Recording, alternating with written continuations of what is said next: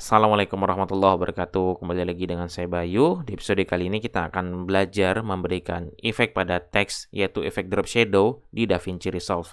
Nah, di sini kita menggunakan teks biasa ya, karena di sini ada teks plus. Oke, kita akan belajar memberikan drop shadow pada teks biasa terlebih dahulu. Kita klik pada teks ya, pada timeline ya. Di sini kita pergi ke inspektor, lalu di sini kita bisa ganti teksnya. Oke, lalu kita ke bawah ya, kita scroll ke bawah, di sini ada drop shadow, kita tinggal aktifkan. Nah, seperti ini. Nah, pada dasarnya drop shadow sudah aktif ya. Namun kita tinggal atur offsetnya, misal seperti ini. Nah, sudah mulai ya terlihat drop shadow-nya. Kita bisa atur sesuai dengan keinginan kita. Nah, seperti ini. Oke, lalu kita bisa atur blur-nya di sini. Nah, seperti ini, seberapa blur dia, seperti itu. Lalu kita juga bisa atur opacity-nya, seperti ini. Oke, nah ini kan kita menggunakan teks biasa ya pada efek library.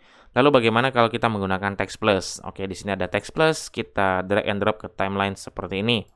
Oke, di sini kita bisa ganti ya teksnya di sini. Nah, namun kita nggak akan ganti ya, kita gunakan title ini aja.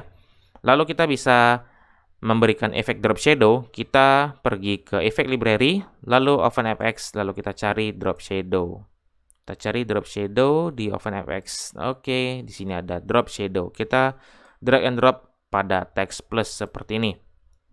Nah, kita bisa lihat di sini sudah ada efek drop shadow. Nah, namun di sini kita tidak bisa custom ya, karena di sini kita tinggal import seperti ini, kita tidak bisa atur ya sama sekali. Maka kita cara ngaturnya kita klik pada text plus, lalu inspektor, lalu di sini pada shading kita klik shading.